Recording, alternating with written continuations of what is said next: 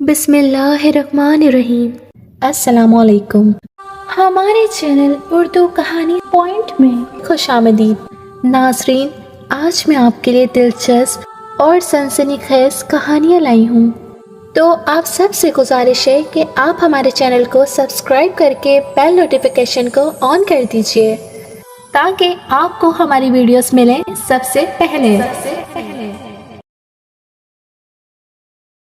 मेरा नाम सलमा है। मेरी उम्र 21 साल थी। बाप बीमार था और सौतेली माँ के साथ रहती थी। मेरा बाप बहुत ज़्यादा बीमार था। मैं यहाँ पर बच्चों की ट्यूशन पढ़ाया करती थी और मैं कोई मासूम लड़की नहीं थी। मुझे पता था कि मेरी माँ मुझ पर जुल्म करना चाहती है और मैं इसके सारे मज़ालिम का मुकाबला करती थी। एक दिन मेरे वालिद साहब इस दुनिया से चले गए क्योंकि उनकी तबीयत पहले से ही बहुत ज़्यादा ख़राब थी। मेरी माँ ने सीधा कह दिया कि मेरी बहन के बेटे से शादी करती है तो उसको यहाँ पर रखती हूँ, और अगर शादी नहीं करती तो फिर जहाँ मर्जी जाए। मैंने इसकी कोई जिम्मेदारी नहीं लेनी। मैं इस लड़के से शादी नहीं करना चाहती थी। वो नहायत ही बुरा इंसान था और अपना कोई काम भी नहीं करता था। यह तो ऐसा था कि एक दोज़ख से निकलकर दूसरे में छलांग मार देती। मेरे बाबा के अलावा इस दुनिया में और कोई भी नहीं था मेरा। लेकिन मैंने झूठ बोला कि शहर में मेरे मामू रहते हैं और मैं इनके घर जा रही हूँ। मेरी माँ ने कहा तो फिर दफ़ा हो जा, इंतज़ार किसका है। मेरे लिए अब यहाँ कुछ भी नहीं था। मैंने कुछ पैसे जमा किए हुए थे और बाबा भी मेरे लिए कुछ पैसे और सेवर रखते थे जिसके बारे में मेरी माँ को पता नहीं था। जब वो बीमार थे तब इन्होंने मुझे बताया था और मैंने झूठ बोल दिया कि मैं मामू के घर जा रही हूँ, जबकि मेरा तो शहर में कोई भी नहीं था। लेकिन मैं शहर चली गई और वहाँ जाकर एक घर किराए पर लेने की बात की। वहाँ एक लड़की को देखा जो बाहर खड़ी होकर कली धो रही थी। मुझे बहुत ज़्यादा प्यास लगी हुई थी। मैंने उससे कहा कि मुझे एक गिलास पानी मिल जाएगा। वो मेरी उम्र की ही थी और बहुत अच्छी थी। इसने मुझे फ़ौरन पानी ला कर दिया और पूछा, आप अकेली हैं? मैंने इसको बताया कि मैं बहुत दूर से आई हूँ। इसका नाम उरूज था और वो बहुत ही अच्छी थी। इसने मुझे बताया कि यहाँ एक बूढ़ा इंसान रहता है जिसके काफ़ी सारे छोटे छोटे घर हैं। वो घर किराए पर दे देगा, आप इससे बात कर लें। इस लड़की ने मेरी बहुत बड़ी मुश्किल हल कर दी थी। मुझे घर किराए पर मिल जाए तो मेरी बहुत ही बड़ी मुश्किल हल हो जाती। लेकिन मकान मालिक ने मुझे एक बात की। इसने कहा कि देखो, तुम अकेली हो, अकेली लड़की को हम घर नहीं देते हैं, लेकिन तुम मजबूर हो इसीलिए मैं तुम्हें घर तो दे दूँगा, पर मेरी एक छोटी सी शर्त है। पहले तो मैं हैरान हुई कि पता नहीं किस किस्म की शर्त रखने लगे हैं, लेकिन फिर जब इसने शर्त रखी तो मैंने फ़ौरन शर्त मान ली थी। इनकी यह बात बिल्कुल ठीक थी। अकेली लड़की को घर नहीं मिलना था। ये महल्ला ठीक लग रहा था, यहाँ के लोग शरीफ लग रहे थे, इसलिए मैंने इसकी बात मान ली। इन्होंने कहा कि मेरी बीवी मर चुकी है और मेरे घर में काम करने वाला कोई नहीं है, तो मेरे कपड़े धोकर इस्त्री करके मुझे देने होंगे। 50-60 साल का बूढ़ा आदमी था, कितने कपड़े हो सकते थे। इसलिए मैंने भी हामी भर ली और मैंने कहा ठीक है, कपड़े धो दूँगी। इन्होंने कहा कि मेरे घर में एक मशीन भी पड़ी है, वो भी तुम ले लो इस्तेमाल के लिए। इस घर में भी थोड़ा बहुत सामान था। मैं खुश हो गई कि चलो, इस बहाने कपड़ों वाली मशीन मिल जाएगी तो मेरे लिए भी आसानी हो जाएगी। दिल में काफ़ी खुशी थी कि इस मनहूस गांव से निकलकर कुछ मिल गया है। लगता है वही मनहूस था जहां पर मैं रहती थी, क्योंकि मेरी ज़िंदगी के वहाँ बहुत बुरे दिन गुजरे थे। मैंने अपने घर को थोड़ा बहुत सेट किया। मशीन भी शाम तक आ गई थी और 2 सूट भी आ गए थे। मैंने कहा कि कोई मसला नहीं है, 2 सूट धोना और इस्त्री करना क्या मुश्किल है। लड़की से मैंने पता पूछा था। वो मेरे घर के साथ ही 2 घर छोड़कर रहती थी। इसने शाम को मेरे लिए चाय और खाना भी भिजवाया था। वो बहुत अच्छी थी। मेरी इसके साथ थोड़ी बहुत दोस्ती हो गई थी। ऐसा लगता था बहुत अच्छी जगह रह रही हूँ। सारे लोग ही बहुत अच्छे थे। मैंने घर के सामने बॉर्डर भी लगा दिया था कि यहाँ पर बच्चों की ट्यूशन पढ़ाया जाता है, और अगले ही दिन मेरे पास 1-2 बच्चे भी आ गए थे। मैंने सोचा था दिन के टाइम नौकरी करूँगी, इसके लिए ही मैं इंटरव्यू देने के लिए भी गई थी। अब मुझे अपनी ज़िंदगी को खुद ही संभालना था। मेरे लिए सब कुछ इतना आसान नहीं था, लेकिन माँ को जाता देखा और फिर अपने बाप को। اس کے بعد بھی اتنی ہمت تو آ گئی تھی کہ اس معاشرے سے اکیلی لڑ سکتی تھی۔ جو زیور اور پیسے تھے میرے پاس وہ میں نے بینک میں رکھوا دیے تھے تاکہ وہ محفوظ رہیں۔ میں ان کو خرچ نہیں کرنا چاہتی تھی۔ میری یہی کوشش تھی کہ جو پیسے میں خود کماؤں انہی کو استعمال کروں۔ اس کے بعد میری زندگی اسی طرح سے جاری تھی۔ وہ لڑکی جس کے ساتھ میری دوستی ہوئی تھی، اس کا نام تو عروج تھا، وہ بہت اچھی تھی۔ میں اس کے گھر گئی۔ اس کے گھر میں اس کی ایک ماں اور 2 چھوٹی بہنیں تھیں جو تقریباً اسی کی عمر کی تھیں، لیکن قد میں اس کی جتنی لگتی تھیں۔ ان کے گھر میں بھی بہت غربت تھی اور عروج ایک آفس میں کام کرتی تھی۔ اسی نے میری نوکری اپنے آفس میں بھی لگا دی تھی۔ میرے مکان مالک کا نام گلدراز تھا۔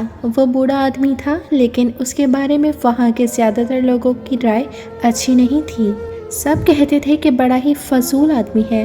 اپنے زمانے میں جب جوان ہوتا تھا تو اس کا بہت سی عورتوں کے ساتھ چکر تھا۔ دراصل یہاں پر زیادہ تر گھر اس کے تھے، 30-40 گھر تھے جو کہ اس نے کرائے پر دیے ہوئے تھے، اس لیے سب لوگ ہی اس کے بارے میں برا سوچتے تھے۔ ویسے بھی مکان مالک کسی کو اچھا نہیں لگتا جو مہینے کی پہلی تاریخ کو آ کر آپ سے پیسے مانگنا شروع کرتے۔ وہ آپ کو بھلا اچھا کیوں لگے گا؟ ویسے اس نے مجھ سے کرایہ بہت ہی مناسب سا مانگا تھا، اس لیے مجھے کوئی مسئلہ نہیں تھا۔ ایک دن اس کے کپڑے دھو رہی تھی جب اس کے کپڑوں سے مجھے 500 روپے کا نوٹ ملا۔ پہلے میں نے سوچا کہ میں یہ واپس کر دوں، پھر سوچا کہ نہیں، رہنے دیتی ہوں، میرا بھی تو کوئی حق بنتا ہے۔ میں اس کے کپڑے دھو رہی ہوں، اگر مانگے گا تو کہہ دوں گی کہ ہاں ملے تھے، سائڈ پر رکھے تھے، بھول گئی تھی، اور اگر نہیں مانگے گا تو میں اسے اپنے پاس رکھ لوں گی۔ ویسے اتنا امیر آدمی تھا، 30 گھر تھے اس کے اور سب سے کرایہ لیتا تھا، اسے کیا پرواہ کہ 500 کا نوٹ کہاں گیا۔ اس لیے میں نے وہ پیسے اپنے پاس ہی رکھ لیے۔ 2-3 دن تک تو میں سوچتی رہی کہ کہیں پوچھ ہی نہ لے، واپس کر دینے چاہیے، ورنہ سوچے گا کہ کس لڑکی پہ بھروسہ کر لیا، اس کو اپنا گھر دے دیا۔ 500 روپے کے پیچھے اس نے اپنی اوقات دکھا دی، لیکن اس نے ایسا کوئی بھی سوال نہیں کیا، اور اس کے بعد بھی میں مطمئن ہو گئی تھی۔ پھر مجھے اس کے کپڑوں سے مزید پیسے ملنے لگے تھے اور میں وہ پیسے بھی اپنے پاس رکھ لیا کرتی تھی۔ میں خوش تھی کہ چلو اچھی بات ہے، میری محنت کی کمائی ہے۔ آخر میں اس کے کپڑے دھوتی تھی اور اس کے سارے کپڑے ہی سفید رنگ کے ہوتے تھے۔ ایک دن صبح شور پر آنکھ کھلی، محلے میں کافی شور ہو رہا تھا، 2 لوگ آپس میں جھگڑ رہے تھے، ایک دوسرے کو بڑی بری گالیاں دے رہے تھے۔ مجھے لڑنے کی آوازوں سے بہت ڈر لگتا تھا۔ میری سوتیلی ماں بھی میرے باپ کے ساتھ لڑتی رہتی تھی، ان کی بیماری کا بھی لحاظ نہیں کرتی تھی۔ مجھے لڑنے جھگڑنے کی باتوں سے ڈر لگتا تھا اور میرا دل بیٹھ جاتا تھا، لیکن بات کیا ہو رہی تھی یہ مجھے سمجھ نہیں آیا۔ بعد میں نے عروج سے پوچھا کہ کیا بات ہے، تو اس نے کہا کہ ایک گھر سے جوان لڑکی غائب ہو گئی ہے، اسی کے لیے سب شور مچا رہے تھے۔ ایک آدمی کہہ رہا تھا کہ دوسرے گھر کے لڑکے نے اس لڑکی کو بھگایا ہے کیونکہ وہ دونوں ساتھ رہتے تھے، لیکن یہ بھی تو ہو سکتا تھا کہ وہ لڑکی خود ہی کسی کے ساتھ چلی گئی ہو، کیونکہ آج کل تو یہ سب کچھ بہت ہی زیادہ ہو رہا ہے۔ میں نے اس سے پوچھا کہ کیا وہ لڑکی ایسی تھی، کیونکہ تم تو شاید اس کو جانتی ہوگی۔ اس نے کہا نہیں، وہ لڑکی ایسی نہیں تھی یار، 15 سال کی معصوم بچی تھی، لیکن آج کل کہاں پتہ چلتا ہے کہ کون بچہ ہے، اور آج کل چھوٹے چھوٹے بچوں کے بھی حالات بڑے خراب ہیں۔ لیکن وہ تو یہ سوچ کر بھی پریشان ہو رہی تھی کہ بیچاری بچی کے گھر والوں کا کیا حال ہو رہا ہوگا۔ اس کے بعد بھی پولیس 2-3 دفعہ محلے میں آئی اور سارے محلے والوں سے پوچھ گچھ کی۔ مجھے بھی کہا کہ آپ اکیلی رہتی ہو، تو میں نے کہا کہ میں اکیلی رہتی ہوں، اور مجھے عجیب نظروں سے دیکھنے لگا۔ لیکن وہاں پر مکان مالک آ گیا اور اس نے کہا کہ یہ اکیلی رہتی ہے، لیکن یہ بھروسے والی لڑکی ہے، میں اس کے ماں باپ کو جانتا ہوں، اس نے میرے لیے جھوٹ بولا مجھے بچانے کے لیے۔ یہ بات بہت اچھی لگی۔ بعد میں نے ان کا شکریہ ادا کیا اور میں نے کہا کہ آپ کی بڑی مہربانی۔ اس نے کہا کہ تم اکیلی رہتی کیوں ہو؟ پھر میں نے اسے ساری بات بتا دی کہ میں اکیلی ہوں اس دنیا میں، بس باپ ہی تھا، وہ بھی اس دنیا سے چلا گیا، اور اگر اپنی سوتیلی ماں کے ساتھ رہتی تو وہ میری شادی اپنے شرابی بھانجے کے ساتھ کروا دیتی، اور میں ایسا نہیں چاہتی تھی، اس لیے یہاں پر آ کر اپنی زندگی بنانے کے لیے محنت کرنے لگی۔ اس نے کہا اچھا، مجھے کوئی اعتراض نہیں ہے، تم بہت ہی بہادر ہو، اور یہ اچھی بات ہے، مجھے تمہارا ساتھ دے کر اچھا لگا۔ दिन इसी तरह गुजर रहे थे जब हमें एक और खबर मिली। जिस घर से लड़की भागी थी इसके बाप ने खुदकुशी कर ली। शायद वो बदनामी बर्दाश्त नहीं कर सके। बहुत ही बुरी बात थी। बड़ा ही अफसोस हुआ कि लड़की घर से चली गई और बाप ने खुदकुशी कर ली। अब वो जाने अपनी मर्जी से गई थी या ऐसे किसी ने अगवा किया था, लेकिन बाप बेचारा तो इस दुनिया से चला गया था और बाकी बहन भाइयों का भी नुकसान हो गया जिनको संभालने और पालने वाला कोई नहीं था। अब उन्हें संभालने वाला बाप भी नहीं रहा था। मुझे इस मामले पर बहुत अफसोस हुआ। एक दिन मैं और उरूज वापस आ रहे थे जब हमने इस लड़की की माँ को देखा। वो अपने घर के बाहर सड़क पर बैठी थी। इसकी हालत देखकर हमें बहुत अफसोस हो रहा था। अब तो मुझे गुस्सा आने लगा और ये यकीन हो गया कि वो लड़की अपनी मर्जी से ही भाग गई है, नहीं तो पुलिस को अभी तक इसके बारे में पता चल जाता। छोटा सा तो मोहल्ला था। ये मोहल्ले के मेन दरवाजे पर कैमरे भी लगाए हुए थे, फिर भी बात अभी तक सामने नहीं आई थी। इसका मतलब कि वो अपनी मर्जी से गई थी। मैंने इनको कहा कि ऐसी लड़की पर मुझे बहुत गुस्सा आता है। एक पल के लिए भी अपने माँ बाप के बारे में नहीं सोचा। मैं तो अब महरूम हूँ, इस दुनिया में अकेली हूँ। अगर माँ बाप इस दुनिया में होते तो उनकी खुशी के लिए मैं अपनी सारी खुशियाँ कुर्बान कर देती। उरूज ने कहा कि हाँ भाई, लोग अपने माँ बाप के लिए अपनी सारी खुशियाँ कुर्बान कर देते हैं, लेकिन फिर भी बदले में इनको कुछ नहीं मिलता। उरूज ने ये बात करते हुए अपने गले में पहने एक लॉकेट को थाम लिया था। मैंने कहा, क्या मतलब? इसने कहा कि मैं किसी से बहुत मोहब्बत करती थी जो मेरी तरह टीचर था। वो कहता था कि हम दोनों शादी कर लेंगे और एक स्कूल में पढ़ाएंगे, अपनी ज़िंदगी बनाएंगे, घर बनाएंगे, एक साथ कामयाबी का सफ़र तय करेंगे। इसका भी इस दुनिया में कोई नहीं था और इसके पास मुझे देने के लिए भी कुछ नहीं था सिवाय मोहब्बत और साथ के। मुझे वो लड़का बहुत पसंद था और मैं इसके साथ शादी करना चाहती थी। लेकिन जब मैंने ये बात अपने घर वालों को कही तो उन्होंने कहा कि घर में कमाने वाला और कोई नहीं है, बाबा तेरा जिंदा नहीं और तू दो जवान बहनों को छोड़कर अपना घर बसाना चाहती है। मैंने कहा कि मैंने शादी कर ली तब भी मैं आप लोगों के लिए पैसे भेज दूंगी। मैंने अम्मी से कहा, पर अम्मी ने कहा फिर वो बात नहीं रहती।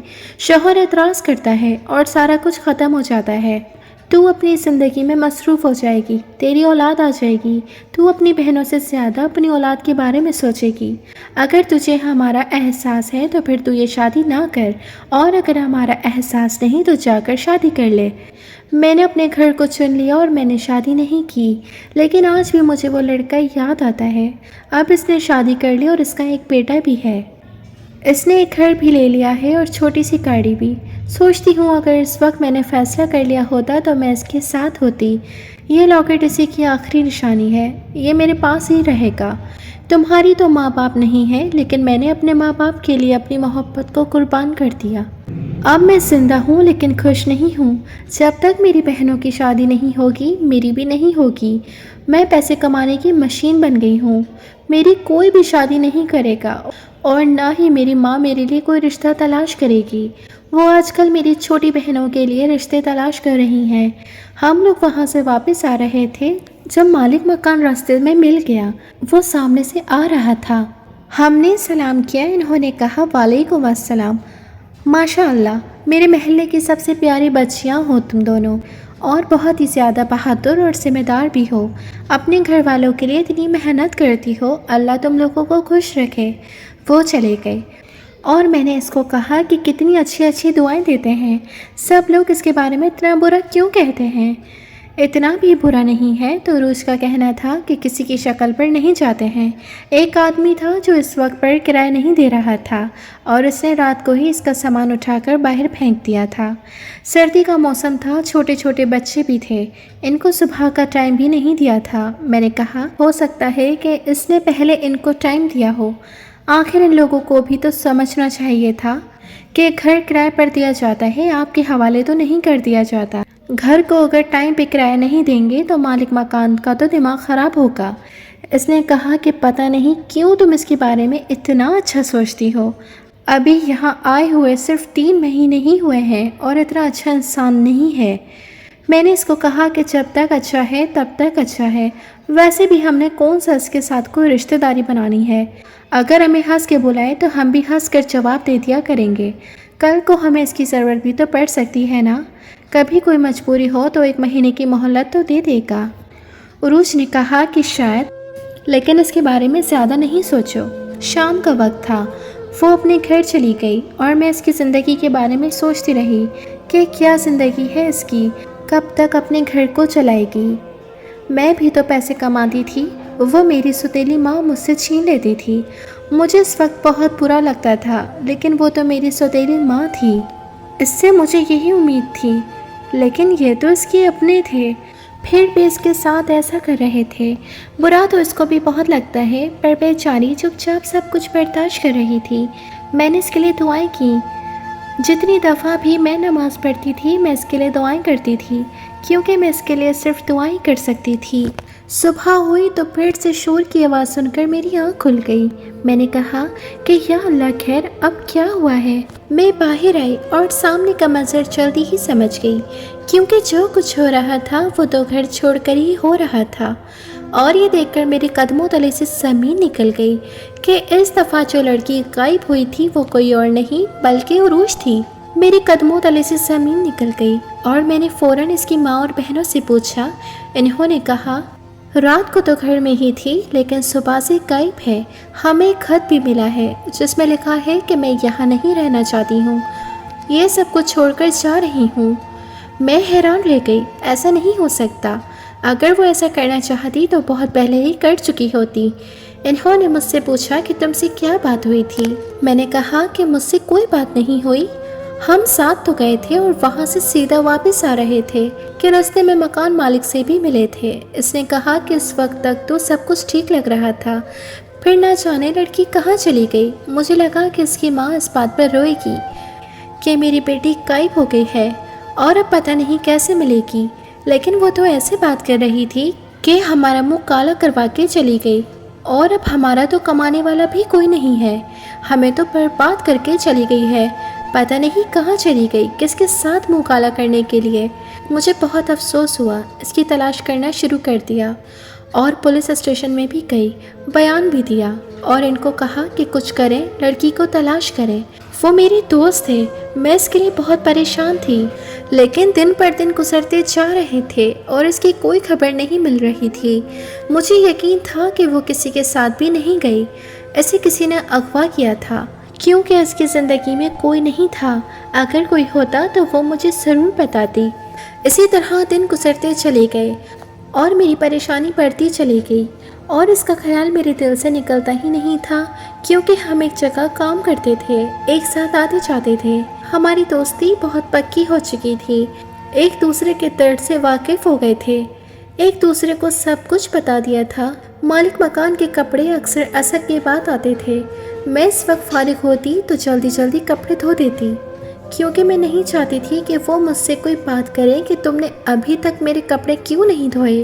جب میں بیٹھی عروج کے بارے میں سوچ رہی تھی، میری آنکھوں میں آنسو بھی تھے، جب ایک بچہ کپڑے پکڑا کر چلا گیا۔